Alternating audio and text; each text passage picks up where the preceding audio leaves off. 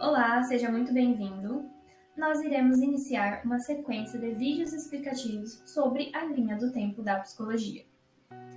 Vale ressaltar que essa linha do tempo é subdividida em duas fases. A primeira, que é a fase filosófica ou pré-científica, e a segunda fase, que é a fase científica. Neste primeiro vídeo, abordaremos a primeira fase e vamos dar ênfase ao período cosmológico e antropológico.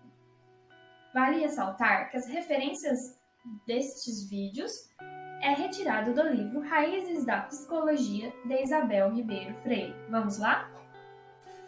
Período cosmológico.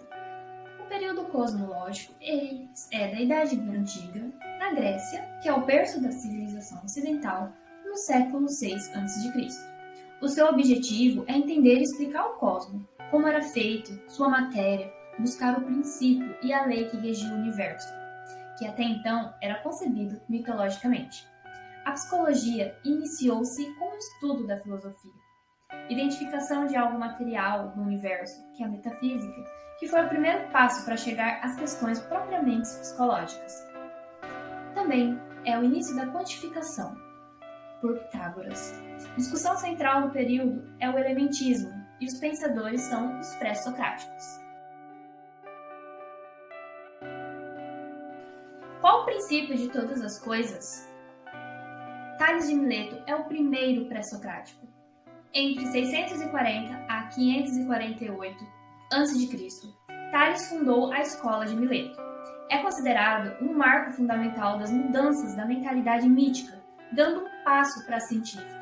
É o precursor da ciência e da filosofia grega e ocidental. A busca do elemento fundamental que permanecesse estável apesar das mudanças. E para Tales, esse elemento é a água, porque ela nutre todos os seres vivos. É possível que ela lhes tenha dado a origem. A água é o princípio de toda a natureza úmida, segundo o pensamento de Tales de Mileto. Tudo flui, nada é permanente, exceto a mudança. Essas são as palavras de Heráclito. Viveu entre 540 a 475 a.C. Para o filósofo, o ênfase ao processo, à dinâmica e não ao elemento estático. Ele encontrava no fogo o elemento básico do universo, pois o fogo é o agente de mudanças.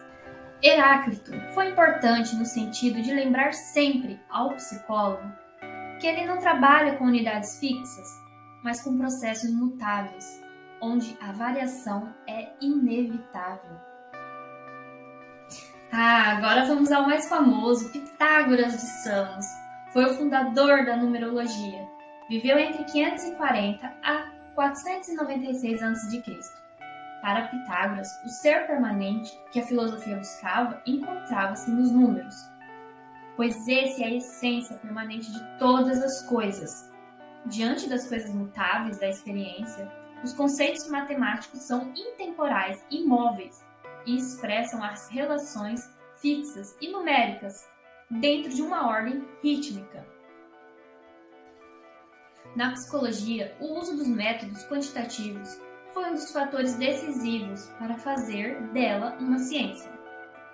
Para Pitágoras, a sua importância no sentido de obter conhecimentos mais exatos dos fenômenos, conhecer o mundo em termos quantitativos.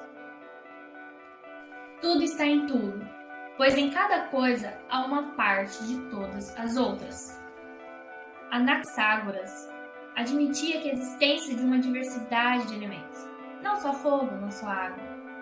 As homeomerias, ou sementes, que trariam em si o germe das coisas. Viveu entre 499 a 428 a.C.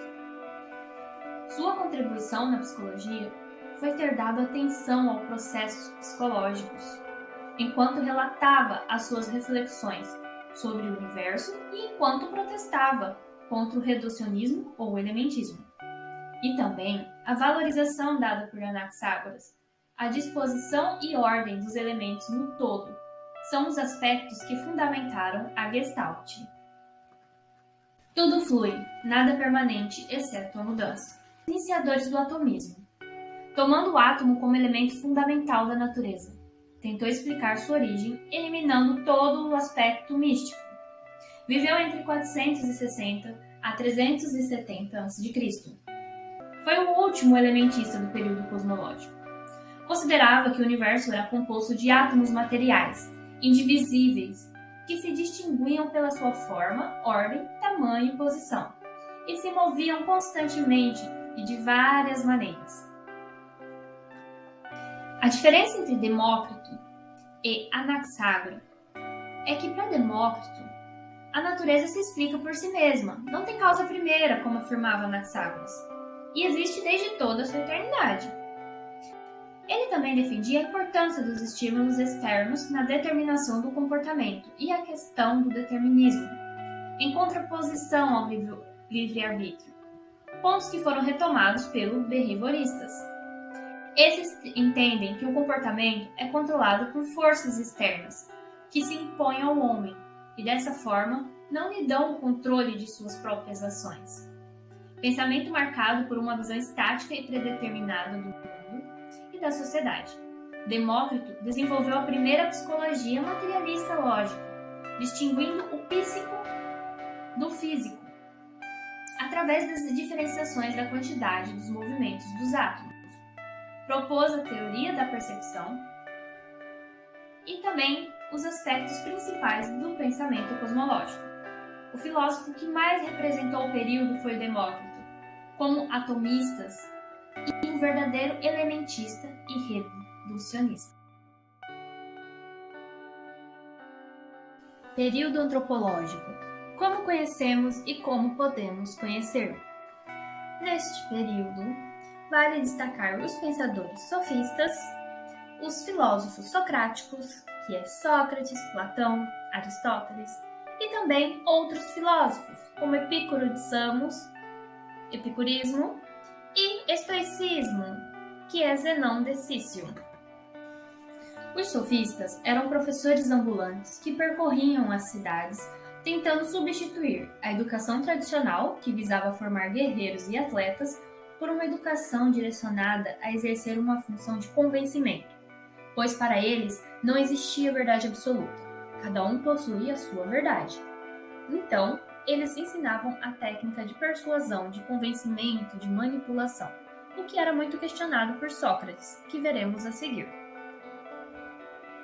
Sendo o pai da filosofia, Sócrates de Atenas viveu entre 470 a 399 a.C. O princípio que sei que nada sei está à deriva à sua sabedoria, que consistia em ter consciência de sua própria ignorância. Ter consciência que não sabe é o ponto de partida da ciência e do conhecimento. O seu princípio também está na frase "conhece-te a ti mesmo". Antes de lançar-se em busca de qualquer verdade, o homem precisa se autoanalisar e reconhecer a sua ignorância. A partir destas ideias, o desenvolvimento do método socrático. O filósofo inicia uma discussão e induz o seu interlocutor ao reconhecimento da sua própria ignorância, através de diálogos e questionamentos. Platão de Atenas, 427 a 347 a.C. Foi aluno e intérprete de Sócrates. Fundou a teoria da reminiscência, a qual diz que o ser humano é formado de uma parte mortal, a saber, corpo, e uma parte imortal, a saber, alma. Antes de habitarmos neste mundo, nossa alma habitava o mundo das ideias. Só o mundo das ideias é perfeito, imutável e eterno. O homem, segundo Platão, seria dualista, que é mente, corpo. Essa visão é considerada a raiz mestra da história da psicologia, pois será retomada em todo o percurso da história. Sendo assim, segundo a teoria idealista ou idealismo platônico, há a existência de dois mundos de conhecimento: o mundo sensível e o mundo inteligível, conhecido também como o mundo das ideias. Para Platão, quando a gente nasce, esquecemos de tudo que tem lá nesse mundo das ideias. E a partir do mundo sensível é que começamos a busca por lembranças. Sendo assim, o mundo sensível é composto pelos 5 sentidos: tato, visão, paladar, olfato e audição. É a realidade material, um mundo imperfeito que pode nos enganar. Por outro lado, o mundo das ideias As coisas são verdadeiras. Lá é que está a essência. É imutável e possui acesso por meio da razão, capacidade racional humana. Aristóteles, discípulo de Platão e seu opositor. Ele não acreditava na existência das ideias inatas, como dizia Platão, e muito menos no mundo das ideias. Para Aristóteles, é através da experiência que o homem irá adquirir conhecimento, pois, no seu entender, nada há na inteligência que não tenha passado pelos sentidos. Segundo o filósofo, os primeiros degraus na escala da aquisição do conhecimento são os órgãos dos sentidos. Quando estimulados, provocam reações, como bem-estar, mal-estar, degustativas, visuais, térmicas, entre outras. Essas impressões são o que se denomina de sensações. As sensações seriam, assim, os elementos mais simples e primitivos do conhecimento. Essa ideia foi bem desenvolvida na Idade Média, por John Locke, e é denominada de empirismo, em oposição ao nativismo platônico. Para Aristóteles, a mente e o corpo são indivisíveis, como forma e matéria. Sendo assim, o objetivo da matéria é adquirir forma. A forma final deve ser o alvo de toda a natureza. No homem, essa forma é identificada como atividade, sendo essa específica e pensante. Aristóteles foi o primeiro a escrever os tratados sistemáticos da psicologia. Na sua obra a respeito da mente, distingue a memória de vários princípios de associação. Associação por igualdade, contraste, contiguidade temporal e espacial. Diz ainda que as associações não se fazem por um acaso, mas obedecem uma lei. Por fim, nos últimos séculos da Idade Antiga, há estoicos e epicuristas, referência pela maneira contrastante de sugerir a aplicação prática da psicologia.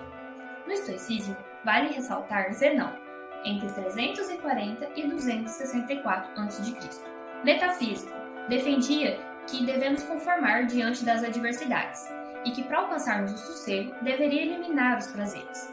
Por outro lado, no epicurismo, por Epicuro de Samos, o supremo bem era a obtenção de prazer humano. Era materialista, não acreditava no plano metafísico. E os prazeres mais duradouros eram os dos espíritos. A felicidade constituía o fim e a perspectiva de toda a existência, favoráveis à expressão e satisfação dos impulsos naturais. Foram precursores do existencialismo. O objetivo era fugir da dor e do prazer, diferente dos estoicistas, que, para eles, deveriam se conformar.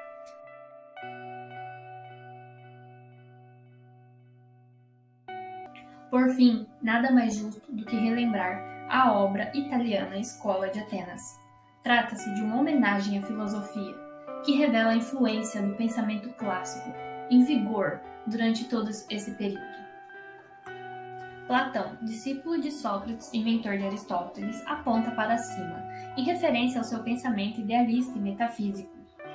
No centro à direita está Aristóteles. Ele aponta para frente, para aquilo que está ao seu redor, assinalando o mundo terrestre e sua visão empírica acerca do conhecimento. Perto deles, do lado esquerdo da pintura, está Sócrates.